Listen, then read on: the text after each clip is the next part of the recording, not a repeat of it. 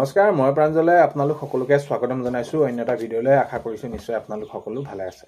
ভালে থাকক, ভালে থকাটো বিচাৰোঁ। ভিডিঅ'ৰ থাম্বনেইল আৰু টাইটেল দেখি আপোনালোকে নিশ্চয় গম পাইছে ভিডিঅ'টো কোনটো বিষয়ৰ ওপৰত হ'ব গৈ আছে। গুৰুদক্ষিণা পৰ্টেলত এতিয়া আপোনালোকে বহুতে আবেদন কৰিলে, তাৰ পিছৰ পৰ্যায়তো আপোনালোকে বহুত বেছি সুধি আছে। আৰু এতিয়া প্ৰকৃততে কিমান দিব, কি হ'ব, কেতিয়ালৈ দিব, বা আপোনালোকে কোনসকলে আবেদন কৰিব পাৰিব, প্ৰকৃততে 2013 চনৰ শিক্ষাগুৰুসকলক কি হ'ব। আৰু ইউডাইচ কোডক লৈ আপোনালোকে বহুতে সুধি আছিলে, ইউডাইচ কোডটো দিব লাগিব নে লাগিব। বহুতে কৈছে মই ইউডাইচ কোডটো নিদিলোৱে। তো এনেকুৱা ধৰণৰ কিছুমান মন্তব্য, তো এই ইউডাইচ কোডটো ক'ত পাম, কি কেনেকুৱা, সকলোখিনি কথা আজিৰ ভিডিঅ'ৰ জৰিয়তে জনাব গৈছোঁ। ভিডিঅ'টো বহুত বেছি দীঘলীয়া নকৰোঁ, ভিডিঅ'টো শেষলৈকে চাওক আৰু শেষলৈকে চাব বুলি আশা কৰিছোঁ। শেষত আপোনালোকে আপোনালোকৰ মন্তব্য কমেণ্টৰ জৰিয়তে জনাব। আৰু এইখিনিতে আপোনালোকক এটা অনুৰোধ কৰিম, চেনেলটোলৈ যদি আপোনালোক নতুনকৈ আহিছে, ছাবস্ক্ৰাইব কৰাৰ লগতে কাষতে থকা বেল আইকনটো প্ৰেছ কৰি অল কৰি থ'ব, যাতে নতুন এটা ভিডিঅ' দিয়াৰ লগে লগে আপোনালোকে আগতীয়াকৈ চাবলৈ পায়। যদি ভিডিঅ'টো চাই ভাল পায়, লাইক এটা কৰি দিব আৰু শ্বেয়াৰ কৰি দিব বুলি আশা কৰিলোঁ। এতিয়া মূলতঃ গুৰুদক্ষিণা যিটো আঁচনি ৰূপায়ণ কৰিছে, বাজেটতো সেইখিনি ধৰিছে যে এই শিক্ষাগুৰুসকলক দিয়া হ'ব। প্ৰকৃততে উদ্দেশ্যটো কি, যে এই যে বছৰ বছৰ ধৰি শিক্ষাগুৰুসকলে তেওঁলোকে সেইখিনি কি কৰিলে, দিন পাৰ কৰিলে, তেওঁলোকে বছৰ বছৰ ধৰি শিক্ষকতা কৰিলে বিনা বেতনে, শেষত একো এটা নাপালে, তেওঁলোকৰ নামো নাহিল। তো তেওঁলোকক যাতে আৰ্থিকভাৱে এই বৃদ্ধ বয়সত সহায় কৰিব পাৰি, সকাহ দিব পাৰি, এই উদ্দেশ্যেৰে আঁচনিখন ৰূপায়ণ কৰা হৈছে। বহুতখিনি ভাল আঁচনি। এই আঁচনিখন যদি আমি চাওঁ, গুৰুদক্ষিণা আঁচনিখন, আৰু সেইখিনি আদৰণীয় পদক্ষেপ লৈছে, সেইখিনি আমি শুভেচ্ছা দিছোঁ। বা এইখিনি অতি সোনকালে চৰকাৰ গঠন হোৱাৰ পাছতে শিক্ষাগুৰুসকলে পাওক, সেইটো আমি গ্ৰহণযোগ্য বা সেইখিনি আমি সন্মান সহকাৰে এইখিনি আদৰণীয় হিচাপে সেইখিনি জনাওঁ। এতিয়া কথাটো হ'ল কি, 2013 যিসকল শিক্ষাগুৰু, এতিয়া যিসকল মানে বাদ পৰিলে এইসকলক দিয়াৰ কথা কৈছে। এইখিনিতে আৰু এটা চিন্তনীয় বিষয় এইটো যে 2013 চনত যেতিয়া নেকি পদ প্ৰাধিকৰণ কৰিছিলে, তেতিয়া আমি যদি চাওঁ তেনেহ'লে এই শিক্ষাগুৰুসকলো আছে। ধৰি লওক আজি কোনোবা এজন শিক্ষাগুৰুৱে 25 বছৰ কৰিলে, 30 বছৰ কৰিলে, এনেকুৱা ধৰণৰ হ'ল যে তেওঁ 2013 চনত এমাহ পায়, কোনোবাই 10 দিন পায়, কোনোবাই মানে ধৰি লওক এদিনো পালে, এদিন পায়, এমাহৰ দৰমহাটো পালে, তেওঁলোক অৱসৰ গ্ৰহণ কৰিলে, কোনোবাই 2 মাহৰ পৰা অৱসৰ গ্ৰহণ কৰিলে।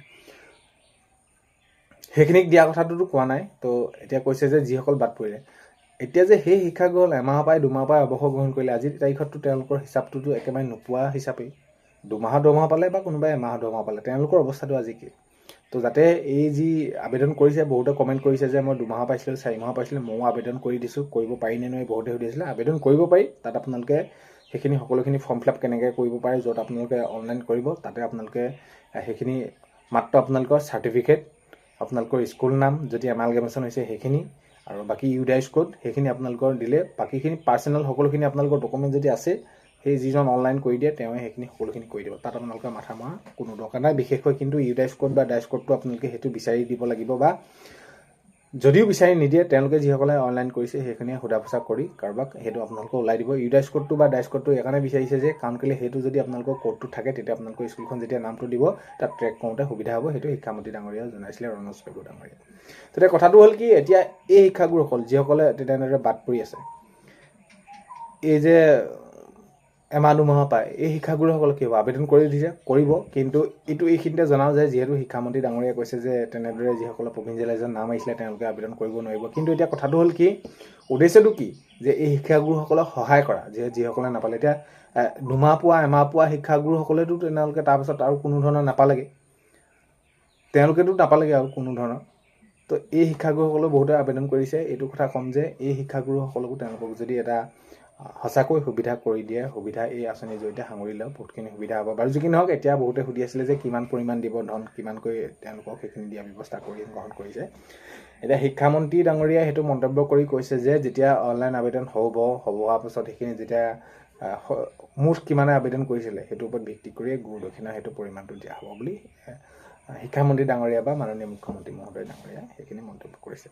বাকী আপোনালোকৰ আগন্তুক সময়ত খবৰসমূহ পালে নিশ্চয় চৰকাৰ গঠন কৰাৰ পিছত ইয়াৰ ওপৰত তেনেদৰে তেওঁলোকে ৰূপায়ণ কৰিব, কি নকৰিব।